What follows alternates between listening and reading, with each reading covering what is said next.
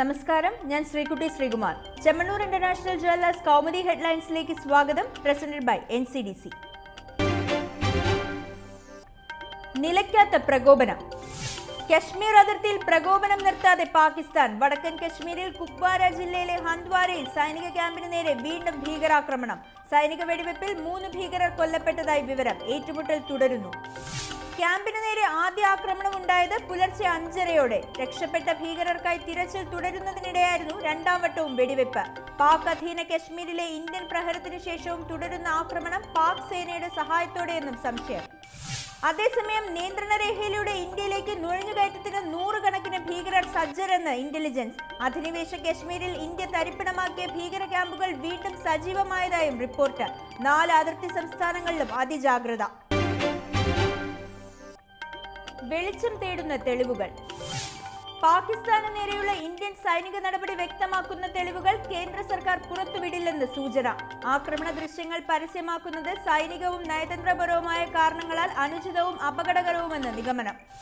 മിന്നലാക്രമണം പകർത്തിയ വീഡിയോ ദൃശ്യങ്ങളും സൈനികർ പകർത്തിയ ചിത്രങ്ങളും കരസേന കേന്ദ്ര സർക്കാരിന് കൈമാറിയത് ഇന്നലെ. പ്രതിപക്ഷത്തിന്റെ രാഷ്ട്രീയ വെല്ലുവിളി സ്വീകരിച്ച് തെളിവുകൾ പുറത്തുവിടണോ എന്ന കാര്യത്തിൽ അന്തിമ തീരുമാനം പ്രധാനമന്ത്രിക്ക്. മറനീങ്ങിയ തനിനിറം. സ്വാശ്രയ വിഷയത്തിൽ നിയമസഭയിൽ ഒളിച്ചു കളിച്ച സർക്കാരിന്റെ തനിനിറം പുറത്താക്കി പ്രവേശന കമ്മീഷണറുടെ പുതിയ വിജ്ഞാപനം. കരാർ ഒപ്പിടാത്ത കോളേജുകൾക്ക് ബാക്കിയുള്ള മെറിറ്റ് സീറ്റിൽ 10 ലക്ഷം വരെ ഫീസ് ഈടാക്കാൻ അനുമതി. കള്ളക്കളി, ഫീസ് വർധനവിനെതിരെ സർക്കാർ തന്നെ നൽകിയ ഹർജി സുപ്രീം കോടതി പരിഗണിക്കും മുമ്പേ.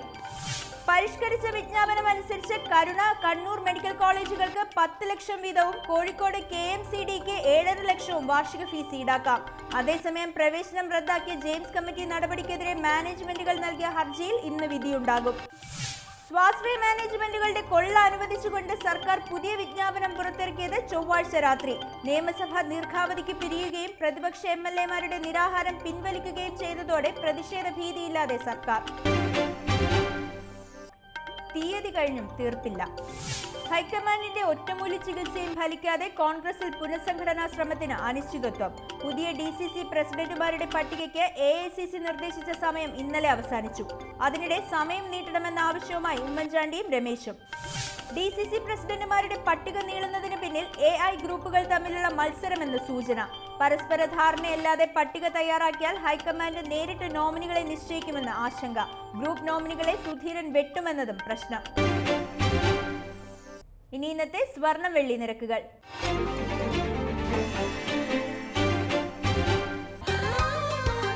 തരകൻസ് റോയൽ ജ്വല്ലറി കുന്നംകുളം സ്വർണം വെള്ളി നിരക്കുകൾ നിങ്ങൾക്കായി അവതരിപ്പിക്കുന്നത് പറഞ്ഞു ചെല്ലുന്നതിനേക്കാൾ നല്ലത് അറിഞ്ഞു ചെല്ലുന്നതാണ്. Tharakans royal jewellery Kunnamkulam, Abu Shagara, Sharjah.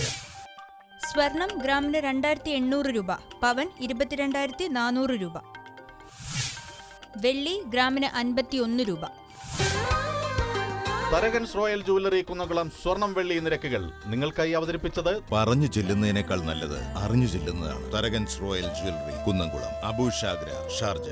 Chemmanur international jewellers Kaumudi headlines presented by NCDC സമാപിക്കുന്നു. അടുത്ത ഹെഡ്ലൈൻസ് 1 മണിക്കൂറിന് ശേഷം. നമസ്കാരം.